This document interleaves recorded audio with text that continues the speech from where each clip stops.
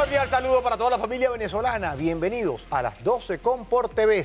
Una nueva semana, un nuevo encuentro, un nuevo almuerzo informativo. Hoy tocaremos temas importantísimos. Nos puede seguir redes sociales a las 12 con en todas las plataformas. En Instagram, en TikTok, en Twitter. A las 12 con, para que estén bien atentos a nuestro contenido. Bueno, Franklin Leal es nuestro invitado inicial. Él es el director nacional del Observatorio de la Crisis Climática. Recuerden ustedes que esto está reciente. Esto está ahora recién salido del horno, como se dice coloquialmente. Y ahora esboza, sin lugar a duda, lo que es desde Venezuela un discurso, una investigación científica sobre la crisis climática. Vean el nombre, ya no es cambio climático, ya es crisis climática, porque lamentablemente está a un punto de no retorno, el deshielo de los polos, calentamiento de los mares, calentamiento global, una emisión de gases de efecto invernadero récord, dijo Antonio Guterres, secretario general de la ONU, que el G20 produce el 80% de los gases de efecto invernadero. Es decir, que ellos, que tienen una población alrededor de un 15-20%, emanan el 80% de la contaminación para 7.500 millones de personas, que es la última cita estadística de la población global. Franklin, muchísimas gracias por acompañarnos. En primera instancia, abordar desde el observatorio cómo se están dando estas líneas estratégicas, qué importancia tiene el haber creado desde Venezuela este observatorio de la crisis climática. Gracias por la invitación, de verdad. Estoy contento de estar acá y tener este espacio para dar una información a nivel nacional a todas las personas que les interesa sobre todo lo que está pasando en materia de climática a nivel nacional y a nivel internacional. Una cosa importante que hay que resaltar es que el clima no tiene fronteras. No es que yo tenga un clima para Venezuela y eso es solo de Venezuela, sino que es una dinámica global que obedece a varias fuerzas de la naturaleza, y estas fuerzas, cuando se ven perturbadas o alteradas, en este caso por el calentamiento global, y eso como consecuencia de una gran cantidad de emisiones de gas que estamos lanzando a la atmósfera, pues suceden fenómenos que no estamos acostumbrados y que seguramente si no controlamos las emisiones de gas se van a agudizar. El Observatorio Nacional de la Crisis Climática es creado por nuestro presidente Nicolás Maduro en el Ministerio del Poder Popular para el Ecosocialismo, que lleva mi hermano Josué Lorca, ministro.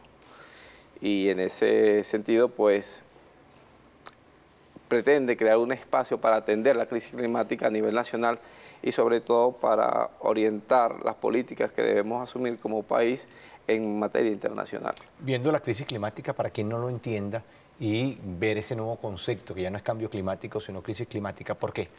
Bueno, cambio climático básicamente se enfoca a la parte científica, a estudiar los fenómenos de cambio en materia meteorológica y climatológica.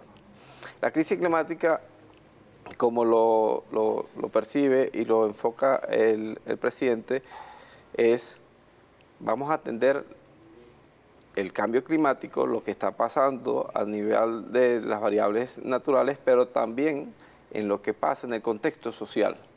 Es decir, cómo atendemos al pueblo, que es una preocupación que la hemos visto en todos los fenómenos que han acontecido recientemente, la preocupación y la ocupación que ha tenido nuestro presidente y todo el gobierno nacional en atender al pueblo, atender las necesidades, atender las situaciones que se están presentando, y en función de eso, el Observatorio Nacional de la Crisis Climática hace tareas muy específicas de monitoreo, planes de adaptación y planes de mitigación para enfrentar todos los eventos que están pasando y los que pudieran pasar próximamente. Y viendo esos eventos, Franklin, lamentable lo que ocurrió en las tejerías. Decían estadísticas que entre 6 y 8 horas cayó lo que debería caer en 30 días. Eso, por supuesto, no lo resiste absolutamente nadie. Pero no solamente son las tejerías. Hemos visto el paso de huracanes como Ian, de Julia, que han tenido consecuencias devastadoras,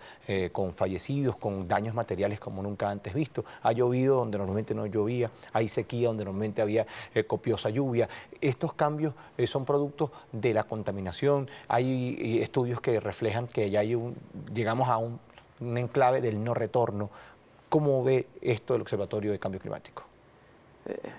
Es interesante como lo estás planteando y te voy a tratar de responderlo de la manera más clara, pues. El planeta es un ser vivo que está sufriendo alteraciones, tiene fiebre. Y en estos lapsos de tiempo, ¿verdad?, donde no paramos la emisión de gases, una de las cosas que más se calienta son los mares, los océanos. O sea, todo lo que es agua, tenemos un alto porcentaje de agua que conforma el planeta y, por supuesto, el agua se evapora. Y una vez que se evapora el agua, tiene que precipitarse. ¿Qué es lo que quiero decir? Que es normal que llueva, es normal que tengamos algún evento. Lo que no es normal son los periodos con que está ocurriendo. Es decir, la frecuencia es aumentada. Vamos a tener más precipitación. Entonces, en un espacio donde precipitaba 50 milímetros por centímetro cuadrado, pudiéramos tener 100, 108, porque las concentraciones se hacen más a menudo. Eso no es exactamente decir todo es cambio climático, pero sí tiene que ver esas alteraciones que están pasando, sobre todo en nuestras costas venezolanas. Nosotros tenemos una gran cantidad de costa, tenemos una gran cantidad de agua al frente y seguramente vamos a tener más precipitaciones. El pueblo de Venezuela, entre los mensajes que da el presidente y que tratamos de emitir a través de las redes sociales y a través de algunos canales de comunicación es: debemos estar preparados para eventos. Si nosotros vemos el mapa de Venezuela, tenemos en las microcuencas una gran cantidad, en las zonas bajas de las microcuencas, vamos a decirlo así, en los conos de eyección de las microcuencas, una gran cantidad de asentamientos de poblaciones. Claro, antes era normal que lloviera, los suelos estaban acostumbrados a recibir una cantidad de agua, pero ante esta situación de cambio climático, ¿qué está pasando? Que ahora estamos recibiendo más de lo normal. Se sobresaturan los suelos, tenemos que preparar al pueblo para enfrentar esta nueva situación. Esos procesos sean procesos de adaptación, como están establecidos por los organismos internacionales. Recientemente Franklin se reunía, presidente, con especialistas y los mandó directamente, y lo vimos también en reuniones con la vicepresidenta y con diferentes voceros dentro de la misma comunidad de las tejerías para evaluar el terreno, porque lo que viene ahora es un tema muy técnico. O sea, no se puede construir vivienda donde hay una zona de riesgo, y cómo se identifica una zona de riesgo, y las quebradas, que fueron 5 en total las que colapsaron, cómo hacer el cauce, todo este estudio. ¿Y cómo va a permitir desde el observatorio, pero también desde la propia Presidencia de la República, una zona de catástrofe, corregir cualquier tipo de circunstancia que ponga en riesgo la vida, que es al final lo que se tiene que preservar, es lo más importante por encima de lo material? Claro, nuestro presidente Nicolás Maduro ha reunido un equipo muy, vamos a decir, muy bien conformado, multidisciplinario, para atender esa situación. Seguramente las evaluaciones van a arrojar cuál va a ser el plan a seguir en torno de evitar posibles acontecimientos en esa zona. Allí los geólogos, sociólogos, geógrafos, climatólogos, todo personal unidos, sobre todo para corregir lo que se pueda corregir en ese espacio, porque la carga social que hay allí, o sea, la problemática social que hay allí es muy importante y hay que atenderla casa a casa. Y eso es precisamente lo que ha hecho nuestro presidente Nicolás Maduro. Si ustedes pueden ver las informaciones, la cantidad de personas, ¿verdad?, de responsables, de ministros que hay en las tejerías, refleja la preocupación y la ocupación que tiene nuestro gobierno en atender estas situaciones.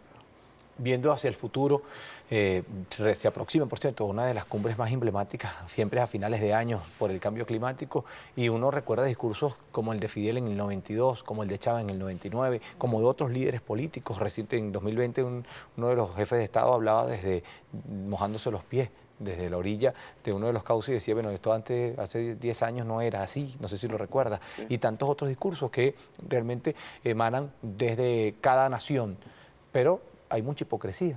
firman, hay quienes ya están desarrollados que dicen, no, es culpa tuya porque no puedes industrializarte, no puedes desarrollarte porque ya yo lo hice y ya yo emito los gases de efecto invernadero, más nadie puede hacerlo. ¿Cómo ves esta retórica que lamentablemente se ha convertido hipócrita ante el planeta y ante la humanidad, y el cambio sigue acelerándose y la crisis sigue incrementándose? ¿Qué medidas tiene que adoptar como planeta desde los entes rectores y que realmente se cumplan para salvar lo que hoy conocemos como Tierra? Yo veo lo que tú estás planteando como una injusticia global. O sea, hay una gran cantidad de personas, o vemos una gran cantidad de personas que sufrimos consecuencias de industrias de países que se hacen llamar desarrollados, que son precisamente los que están provocando emisiones, grandes emisiones de gas. Y si recientemente vimos las noticias, lo que va de mes y el mes pasado, las grandes inundaciones y pérdidas que ha tenido Pakistán. Y Pakistán es uno de los países que emite menos contaminación, a la atmósfera me refiero. Y las políticas globales e internacionales deberían señalar precisamente a quienes están causando ese daño. Exacto. Nos llaman a todos los países a mitigar, a hacer planes de mitigación, pero vamos a enfocarnos y a colocarle el ojo a los países que realmente están arrojando una gran cantidad significativa a la atmósfera de carbono, de dióxido de carbono y otros contaminantes, otros gases, pues, que se lanzan por los procesos industriales. Son pocos países en el mundo que tienen en su plan estratégico el salvar el planeta. Venezuela lo tiene y se ha refrendado 3 veces, con Hugo Chávez en 7 de octubre de 2012 y con Nicolás Maduro, tanto el 14 de abril de 2013 como el 20 de mayo del año 2018, el plan de la patria que involucra salvar la vida en el planeta como quinto objetivo histórico. Claro, disculpa que te interrumpa, pero yo quisiera reflejar enfáticamente, nosotros tenemos a través del Ministerio Popular para el Ecosocialismo, planes de reforestación, Plan Nacional de Reforestación.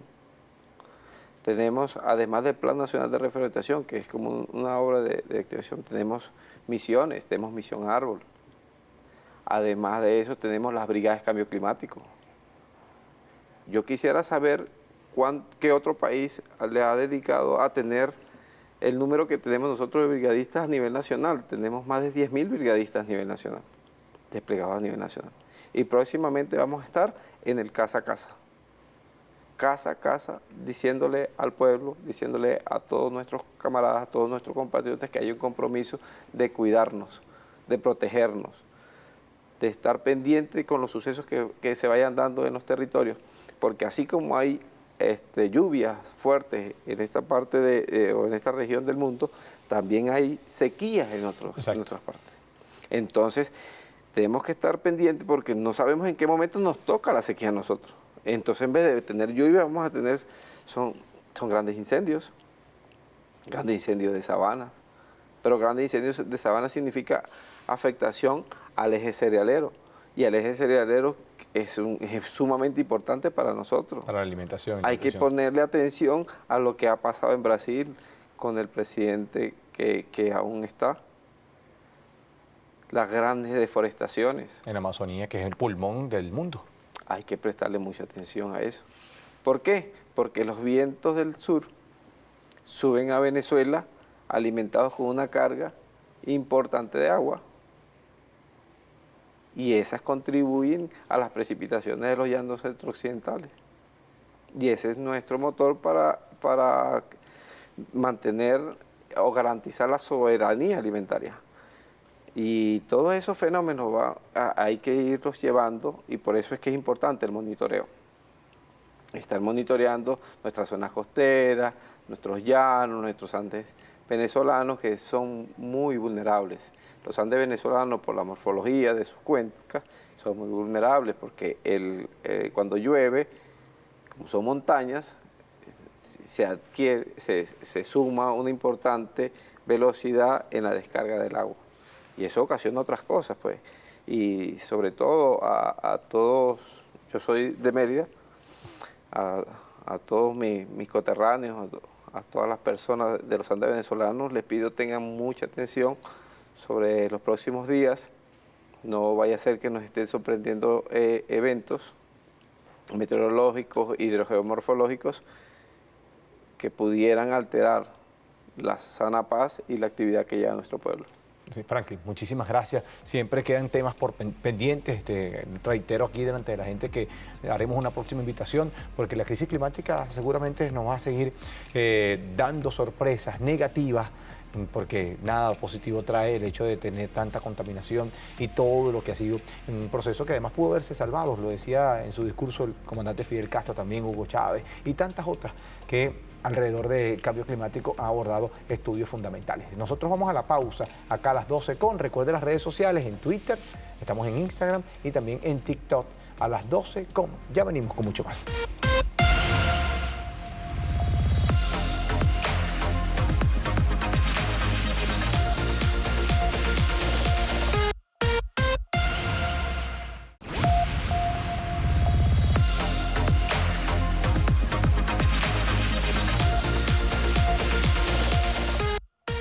Estamos de vuelta a las 12 con la etiqueta y también en esas plataformas digitales como Instagram, como TikTok y como Twitter pueden ubicarnos a las 12 con. Hoy hablaremos de un tema bastante sensible e importante para nuestra sociedad. Es cómo se respeta a la mujer venezolana. Cómo la mujer venezolana hoy es referencia de resistencia, de inclusión, de lucha incansable, de protección de la sociedad. Y para ello hemos invitado a quien preside hoy la Fundación Mujeres por la Vida, es Fanny Márquez Cordero, que además integra la Comisión Nacional de Justicia de Género del Tribunal Supremo de Justicia y que hoy va a abordar todos los tópicos, porque lamentablemente por allí hay vestigios todavía de mucho machismo. Hay vestigios todavía de violencia. Hay muchas mujeres que, bueno, sin saberlo, son agredidas, sufren de violencia, otras sabiéndolo, pero no quieren denunciarlo. Es un tema sensible y que además hay que abordarlo técnicamente, legalmente y lo más importante, humanamente. Muchísimas gracias, Fanny, por acompañarnos. Cuéntanos cómo nació esta fundación y hasta ahora cuál es el alcance que ha tenido. Gracias por la invitación. Bueno, nuestra fundación está activa desde el año 2014. 7 años después de haberse promulgado la ley de protección a la mujer a una vida libre de violencia, y se promulga precisamente porque esta fundación nace porque nosotras veíamos un grupo de mujeres que, a pesar de que había una ley especial que protegía a la mujer y que le daba las herramientas para que ella pudiera defenderse de las agresiones y los maltratos que pudiera vivir a manos de un hombre, ya sea su esposo o su concubino o su jefe, aún así las mujeres todavía seguían soportando violencia sin saber cuáles eran las herramientas que tenían. Entonces, con esta fundación nosotros lo que buscamos es asesorarlas legalmente, que ellas sepan a dónde deben acudir, qué deben hacer, cómo pueden protegerse de la violencia que puedan estar viviendo en sus ámbitos. ¿Y por qué nace esa idea? ¿Dónde surge esta iniciativa en lo personal y en el colectivo que te acompaña?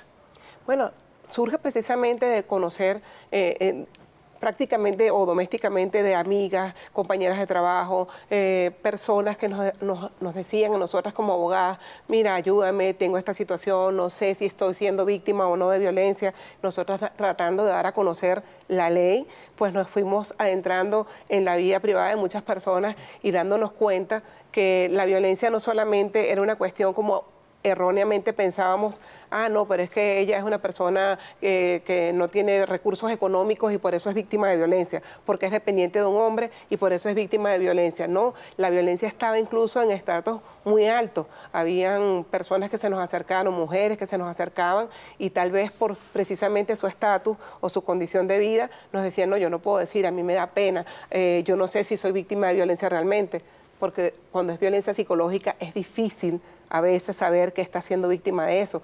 Entonces, nosotros empezamos con la asesoría cada vez más fuerte, y cuando vinimos a ver ya dijimos: bueno, vamos a hacer una fundación para proteger y defender a estas mujeres.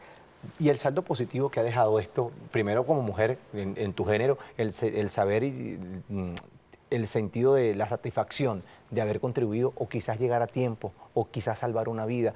¿Qué experiencia puedes contarnos? Ojo, sin develar absolutamente nada, pero el transitar de esta fundación te ha permitido conocer cercanamente muchos casos, conocer además de manera emblemática cómo la mujer venezolana es una luchadora, una guerrera, pero la fundación, algo que nos puedas decir que llegó en el momento justo o que aportó la asesoría legal que quizás salvó una vida o salvó una condición que quizás hubiese ido a mayores niveles lamentables. Para nosotros ha sido un gran logro, así sea un granito de arena. Hemos tenido la posibilidad de sacar de un entorno violento a varias mujeres que las hemos podido asesorar, las hemos podido sacar, las hemos podido resguardar, y entonces eso es un gran logro, haber salvado una vida.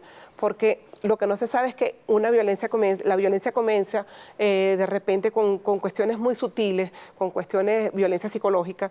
El hombre las empieza a maltratar, a tratar como si fueran menos que él, a no dejarlas hablar, a prohibirles la manera de vestir, a revisarles el celular. O sea, tantos detalles mínimos que la mujer son imperceptibles, en el sentido que la mujer piensa que es normal, que eso es lógico, que no le guste algo en el hogar y bata las cosas, pero eso se va incrementando, y cuando vienes a ver, ya viene la violencia física. La violencia física puede ser un empujón, puede ser un maltrato que la agarra por los brazos duros, y después viene la disculpa. No, disculpa, es que tú hiciste que eso, tú me hiciste hacer eso, porque esa es la excusa típica del maltratador. Hacerle creer a la mujer que la culpa fue de ella. Es que tú te vestiste así, es que tú hablaste con esa persona que tú sabes que me cae malísimo. Es que esa persona te mandó un mensaje en el teléfono y tú sabes que a mí no me gusta que te escriban por el teléfono. Y empieza a convencer a la mujer de que ella es la culpable de ese maltrato que pasó de psicológico a físico. Y después del físico lo que queda es un pasito así para la forma máxima de manifestación de violencia, que es el femicidio. Entonces nosotros nos sentimos con gran éxito cuando podemos hacer entender a la mujer que debe salir de esa situación de violencia. Pero el mayor logro será poquito, pero ha sido un gran logro haber hecho entender a algunos hombres que ellos son violentos, que ellos son agresores, porque el hombre difícilmente lo quiere entender. El hombre siempre piensa que es una condición normal, a lo mejor fue criado así, a lo mejor viene de un hogar donde el papá fue violento, donde la mamá... Hay muchas madres que crían a sus hijos de una manera machista. Sí. Tienen hembras y tienen varones entre sus hijos y dicen, no, la hembra es la que hace los oficios, el varón no. Exacto. Entonces, cuando el hombre es criado así, piensa que su actitud es normal, que su actitud violenta es normal. Entonces, haber logrado en algunos casos que los hombres entiendan que son violentos o que son agresores, y que ellos mismos, han sido pocos, pero lo hemos logrado, y que ellos mismos hayan dicho, no, mira, sí, yo necesito a alguien que me oriente a nivel psicológico, a nivel de terapia. Eso para nosotros ha sido un gran logro. Fanny, ¿y el perfil de esa persona que maltrata, de esa persona que quizás manipula o que quizás impone su norma o su ley según el criterio machista, que lamentablemente por formación, como tú lo decías, ¿qué le puedes decir a las personas? Porque quizás están en casa en presencia de un maltratador o un futuro maltratador o una persona que pueda atentar contra su vida sin saberlo. Mira, ese hombre que generalmente piensa que se merece todo y que la mujer no vale nada, que él merece llegar al hogar y tener la comida, tener la ropa limpia, las mediecitas dobladas, y a él no le importa si la mujer trabajó todo el día, si estuvo con los hijos, si está cansada, si ella también quiere de repente que le sirvan una comida. No, a él no le interesa nada. Ese hombre considera que en el hogar lo merece todo y no le importa el cansancio de la mujer ni nada. Por otro lado, cuando tiene un episodio de agresión, cuando es violento con la mujer, incluso cuando es violento a violencia física, él siempre al día siguiente se va a excusar, como te decía antes, diciendo que la culpa es de ella, o va a decir, discúlpame, estaba ebrio, porque se escudan en la parte del licor. Entonces la mujer llega a pensar, no, sí es verdad, es que él estaba borracho, no importa, porque es que él estaba borracho, pero ya él me dijo hoy, me pidió disculpas, a veces hasta con flores, a veces hasta con... incluso queriendo tener intimidad. Generalmente el hombre maltratador quiere solventar su problema de violencia con un episodio de intimidad posterior a la violencia. Cuando ustedes vean eso, mujeres, sepan que están en presencia de la característica más fundamental del maltratador. Otra de sus características puede ser, bueno, lo que te decía, siempre decir que la culpa es de la mujer. Claro. Ver fantasmas, ver cuestiones donde no las hay. No reconocer. No reconocer. Ahora bien, Fanny, viendo también otro escenario hacia la otra acera, que tiene que ver con la mujer, ¿cómo motivar a esa mujer que quizás tiene miedo? Que quizás tiene miedo porque si habla, primero es la pena, es la vergüenza de que estoy siendo maltratada, ¿qué dirá? ¿Qué dirá mi familia? ¿Qué dirá mi entorno? ¿Qué dirá la persona a la cual yo le voy a poner la denuncia? Mira, las situaciones por las cuales las mujeres no quieren denunciar, primero por los hijos. Siempre dicen, no, es que él es el padre de mis hijos, me da pena, yo no quisiera que todo el mundo se enterara, la familia me va a decir, yo te lo dije, él era un maltratador. Entonces tienen miedo al que dirán, tienen miedo a que sus hijos se queden sin el papá, cuando definitivamente si el hombre es un maltratador, va a ser un maltratador con ella y con sus hijos. Entonces a veces también hay que pensar en ellos y por ellos es que la mujer debe salir del hogar cuando el hombre es maltratador. Nosotros obviamente como la familia es la base fundamental de la sociedad, todo el mundo quiere que la familia se mantenga, el papá, la mamá, los hijos, pero cuando ese papá o ese esposo es un maltratador, es un agresor y no hay manera de reversar esa conducta, entonces la mujer definitivamente tiene que tomar fuerza, tiene que tener voluntad y salir de allí. Nosotros también las orientamos con eso en la fundación.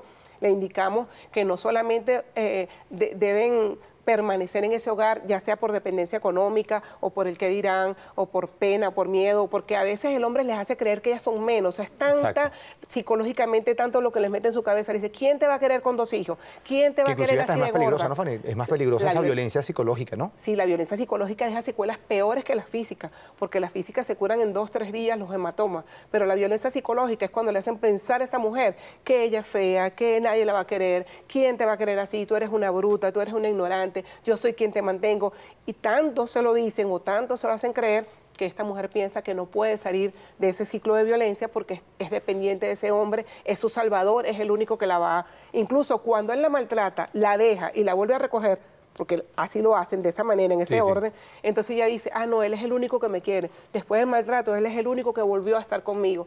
Entonces se vuelve un ciclo que no sale de allí. Fanny, nos contabas también que ustedes han dado cobijo a esas mujeres que quizás no tienen ustedes ese músculo económico como para tener un albergue o tener que costear este tipo de espacio donde la persona durante un tiempo determinado logre estabilizar su situación económica, su situación legal inclusive contra la persona. Cuéntanos esa experiencia que además es uno de los aspectos fundamentales, que una fundación no solamente te dé la asesoría, sino también te dé un cobijo y decir, mira, ven acá, yo te protejo durante ese tiempo. Correcto. Nosotros empezamos primero con la asesoría legal solamente y de hecho después fuimos a un paso más adelante que era acompañarlas ante los órganos auxiliares de justicia, ante los tribunales, porque generalmente nos manifestaban, no, es que yo fui y no me tomaron la denuncia, es que yo fui y me dijeron que bueno, como no estaba golpeada, pues no me iban a tomar. Entonces en ese sentido empezamos a asesorarlas legalmente, sobre todo ahora que la nueva ley trae una sanción para los funcionarios o servidores públicos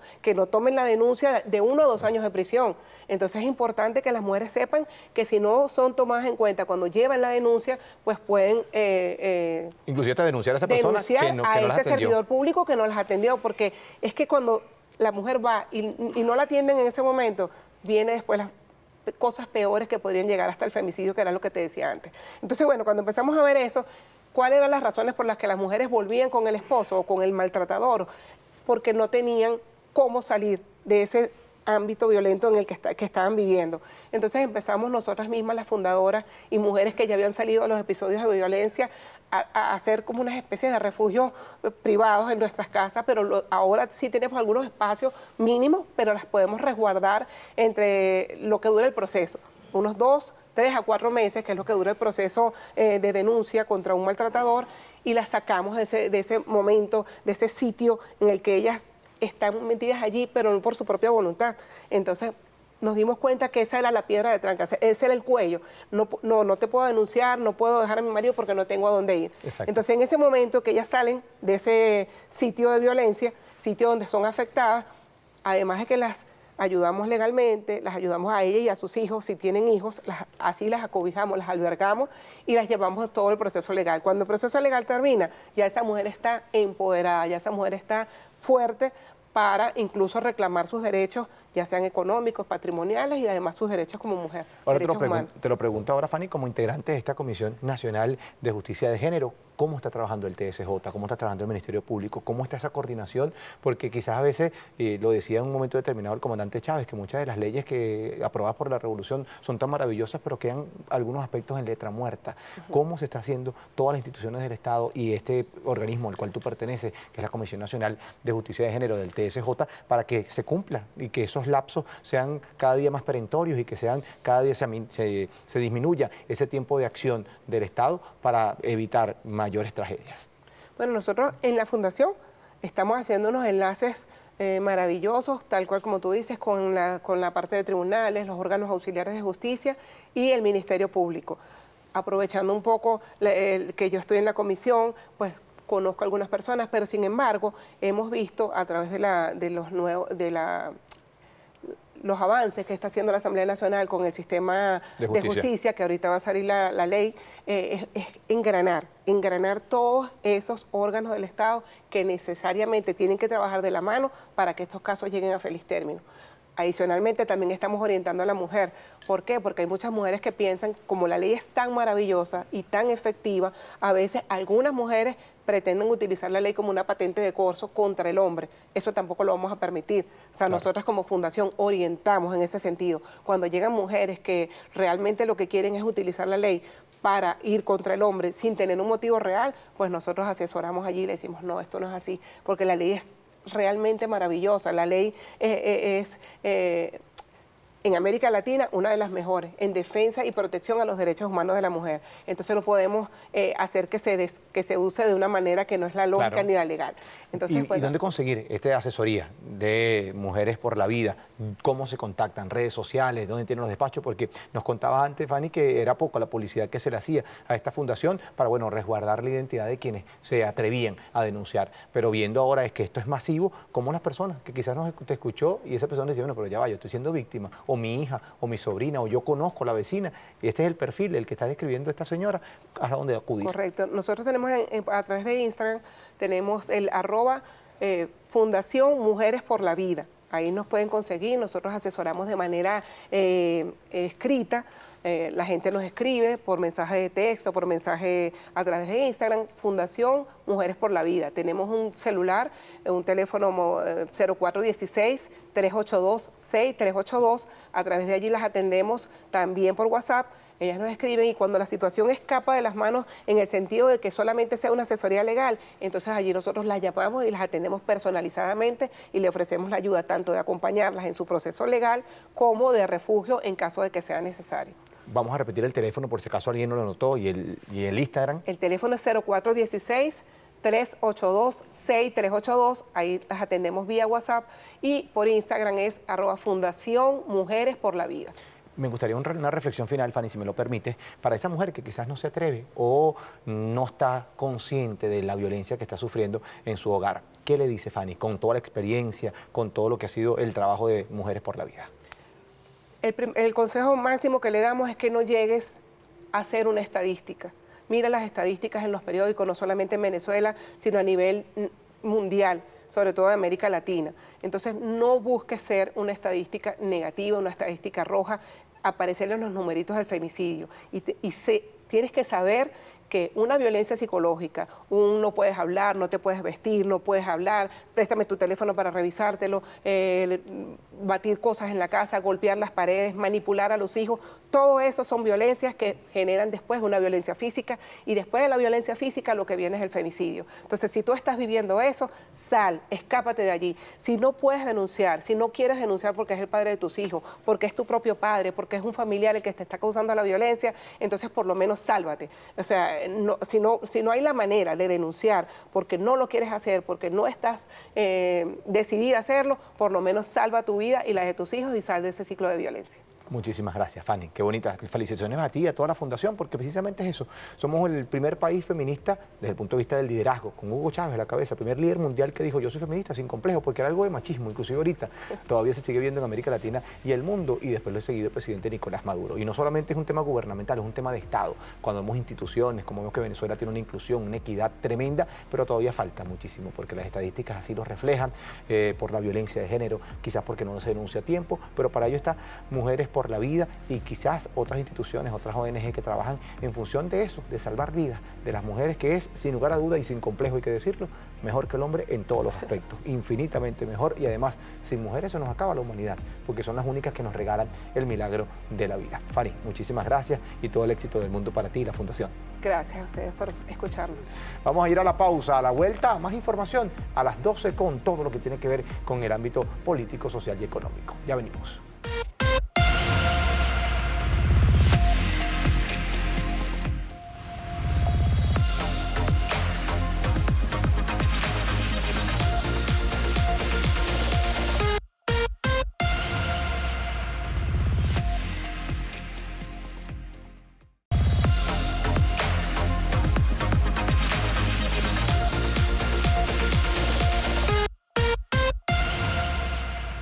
Recta final, última parte. Hoy no tenemos emprendedor.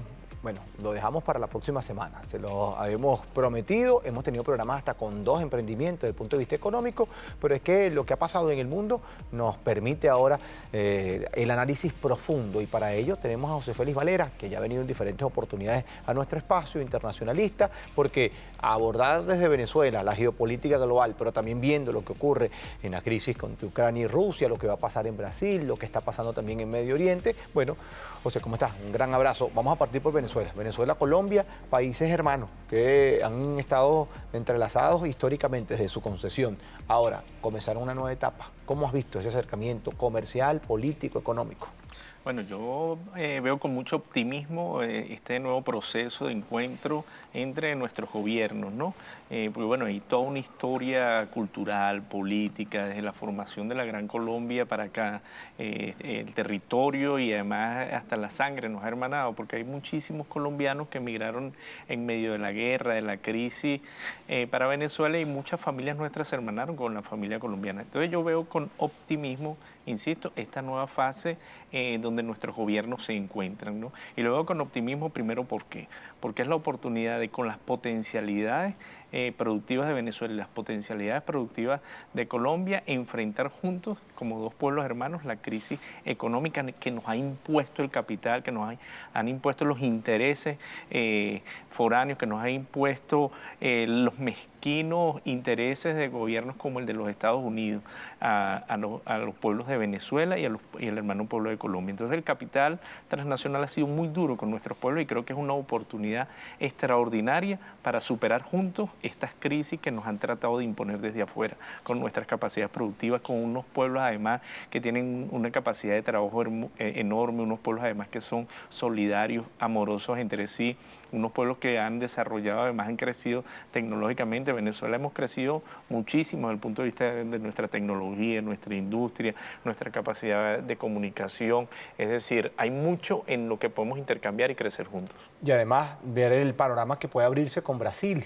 con un Lula que ganó en primera vuelta con 48%, ya 4 candidatos de aquella primera vuelta se han decantado por él, se perfila como el próximo presidente de Brasil. ¿Cómo ves, primero, la lucha interna de Brasil y segundo, ese acercamiento nuevamente que ya se vio con Lula y con Dilma, con el presidente Hugo Chávez y con Nicolás Maduro, para potenciar 2 bloques fundamentales, hacia todo Occidente y hacia el sur, con Colombia y con Brasil, ya viendo hacia el futuro las relaciones comerciales y además de la cercanía que hay entre ambos pueblos? Sí, fíjate tú, siempre el gobierno en los Estados Unidos ha visto el resto de América Latina como su patio trasero y nos ha tratado como su patio trasero. Y no hay mucha diferencia. Cuando tú te pones a ver lo que pasa entre gobiernos como el que imponía Álvaro Uribe Vélez en Colombia, gobiernos como el de Bolsonaro todavía en Brasil, responden a los intereses transnacionales, a los intereses del gobierno norteamericano. Y qué casualidad, que en Colombia, fíjate tú, cuál era la estrategia, las bases militares que siempre apuntalaban hacia acá.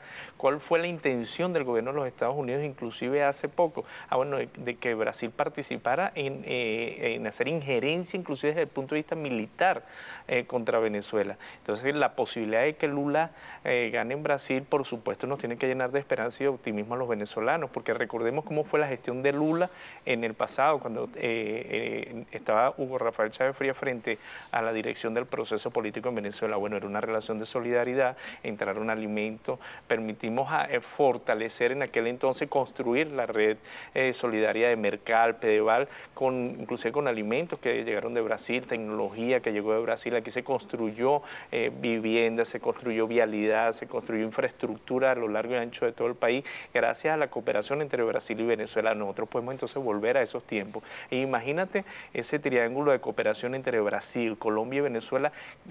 El sueño de ser una potencia en el planeta es posible en esos mecanismos de integración. En esos mecanismos de integración que no son nuevos, que soñó Bolívar cuando hablaba de la anfitrionía latinoamericana, que soñó Bolívar cuando no solo se esforzó por liberar una parte del continente, sino de encontrarse con los líderes de otras regiones del continente y convocarlos a enmanarnos, a encontrarnos. Entonces, no podemos sino ser optimistas ante la posibilidad real de que Lula gane en Brasil. Y digo la posibilidad real porque yo estoy convencido de que Lula va a ganar en Brasil. Y a todos los hermanos brasileños, que hay mucho en una parte importante de nuestra frontera. No dejen de ir a votar por el hermano Lula. Y no estoy haciendo injerencismo, estoy como ciudadano del mundo, como parte del pueblo latinoamericano, aportando con nuestro granito de arena. Y sí, yo creo que hay un compromiso en los hermanos brasileños que están en nuestro territorio, que están en nuestras fronteras, de ir al proceso en Brasil y votar por Lula da Silva, de permitirnos la oportunidad de construir una patria gran latinoamericana, también con Lula da Silva al frente de este sueño hermoso y bolivariano. Y mientras eso pasa en Latinoamérica, hoy vemos que una Europa hace aguas por el capitalismo, una recesión global que está allí a las puertas, sobre todo que va a impactar fuerte en los 27 países de la Unión Europea, en Estados Unidos, Canadá y bueno, otros que hoy lamentablemente se arrodillan a los intereses capitalistas.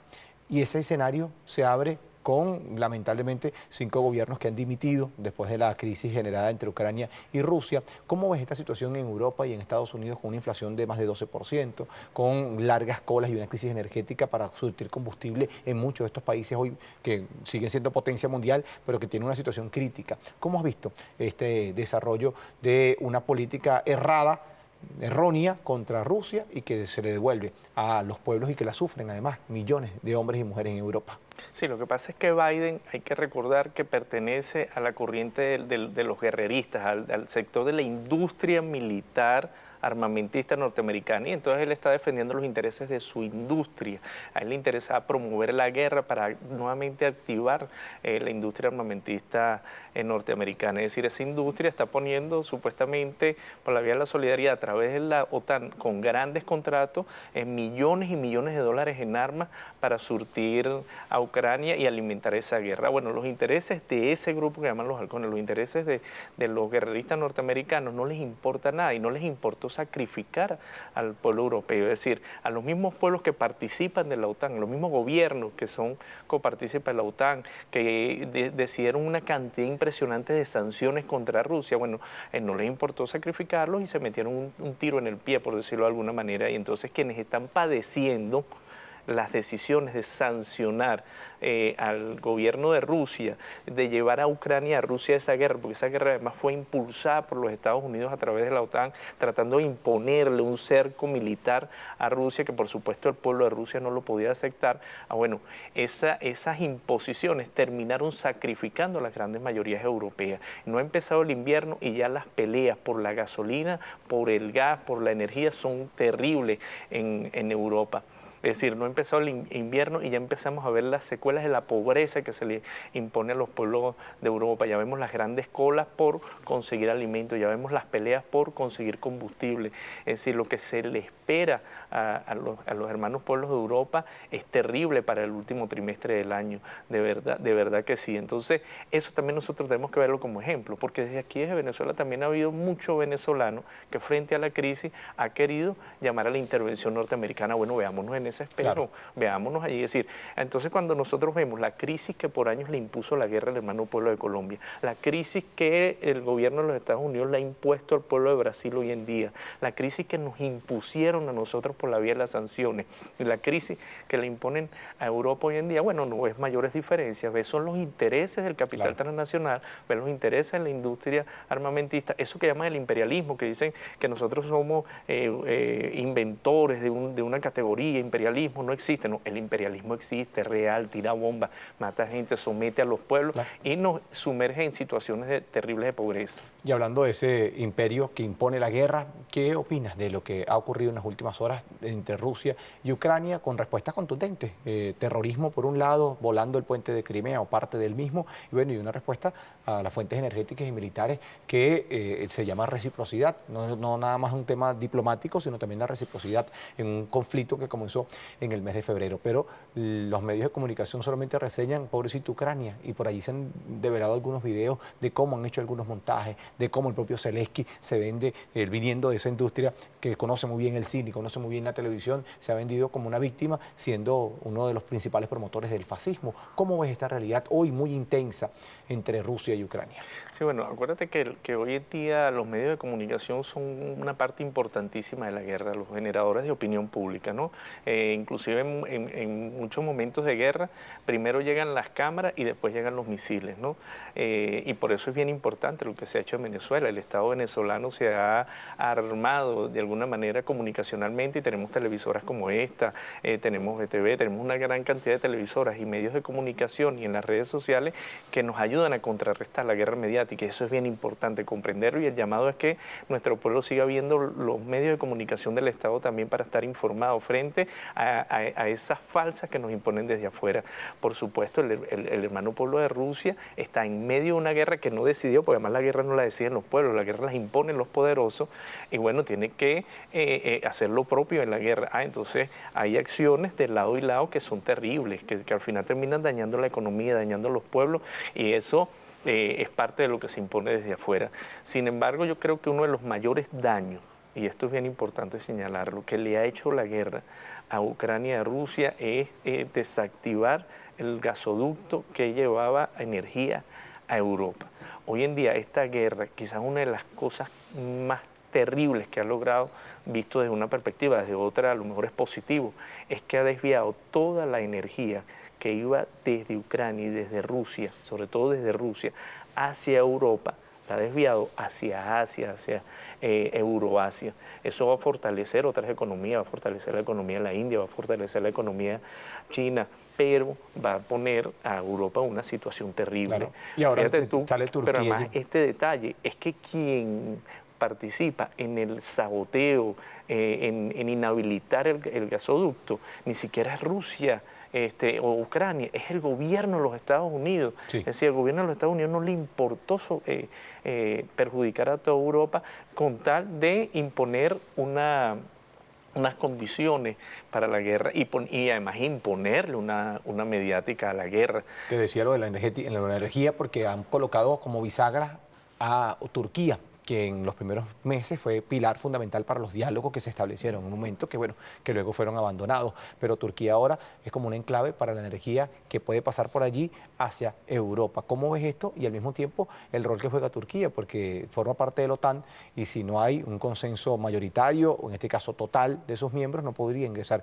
Ucrania. Es decir, que de todas Turquía, tanto para la energía como también para la posibilidad o no de que Ucrania sea parte del bloque OTAN, es un enclave tremendo, ¿no? Y Recep Tayyip Erdogan ha sido un socio muy, pero muy destacable, no solamente para Moscú, sino también para Europa. ¿Cómo lo ves? Sí, fíjate tú, no solo el rol de Turquía, que es un rol importante como bisagra, como tú lo dices, para mediar en lo político, para ayudar en lo económico y ahora en lo energético, sino que no les quepa ninguna duda que muchos pueblos de Europa van a reaccionar contra la guerra, muchos pueblos de Europa no van a querer que inclusive seguir participando de la OTAN. Es decir, ya inclusive hay algunos gobiernos que están promoviendo que se hagan referéndums sobre las próximas decisiones de esos gobiernos en Ucrania. Esos referéndums por supuesto que no van a avalar desde el lado de los pueblos que Europa siga participando en esa guerra. Y si hay cosas que además van a pasar, que siento yo que van a pasar a futuro, uno es que esta crisis terrible que está dejando la guerra va a ayudar a desmembrar la OTAN. Uno de los derrotados desde el punto de vista político y en la geopolítica internacional como proceso histórico va a ser la OTAN indudablemente. Segundo, esa crisis en Europa va a poner a tambalear esos viejos modelos de las monarquías europeas. No nos quepa duda que esas sociedades no van a poder seguir sosteniendo esas monarquías tan costosas y esos modelos totalitarios europeos y atrasados feudales que existen en Europa. Tercero, definitivamente la comunidad económica europea va a tener que transformarse a lo interno y pensar en nuevos modelos económicos y nuevos mecanismos de relaciones internacionales para poder sobrevivir. Es decir, lo que está pasando en Rusia y en Ucrania definitivamente va a ayudar a construir, a diseñar una nueva arquitectura en el orden mundial que va a ser muy importante para el futuro. Y ahí América Latina tiene un rol extraordinario. Y entonces si empalmamos lo que está sucediendo en Europa, en Asia, con lo que está sucediendo en América Latina, donde los pueblos están buscando alternativas dentro de la izquierda, están buscando alternativas dentro del humanismo, están buscando alternativas esperanzadoras, donde la economía puede conseguir mecanismos de intercambio muy importantes y nosotros somos productores productores de energía y de materia prima, entonces nosotros tenemos mucho que decirle a la humanidad, al planeta Tierra, en la construcción de ese nuevo orden mundial, como nunca, ojo. Nosotros no participamos políticamente, activamente, por ejemplo, en la Primera o en la Segunda Guerra Mundial. Nosotros fuimos proveedores de materia prima, pero sin tomar decisiones. Hoy en día no es así. Hoy en día América Latina va a tener mucho que decir en la construcción de un nuevo orden mundial y eso es bien importante porque vamos a hacer historia. José, muchísimas gracias. Todo lo que ha sido este análisis siempre oportuno para las cámaras de TVs a las 12:00 y nosotros así cerramos. Bien importante todo el tema económico. Recuerden algo, no somos parte del mundo, formamos parte protagónica de él, ciertamente, no podemos verlo aislado. La globalización que comenzó en este siglo nos conecta, nos lleva directamente a cada uno de los pedreros, a cada uno de los continentes, con varias distancias, a uno con más cercanía que otro, pero lo más importante es que esa geopolítica golpea a todos. Si no, miren la pandemia. Casos en China y en menos de 6 meses ya todo el mundo estaba infectado de la COVID-19, al menos con casos importantes. Bueno, bien atentos a esta pantalla, la de TVs. Nos reencontramos en una semana después de este almuerzo informativo, siempre con el mejor espíritu de acompañarles, de darle la mayor información y lo más importante, de abrir los ojos ante la conciencia que hoy emana del pueblo que resiste y que vence. Bonita semana para todos.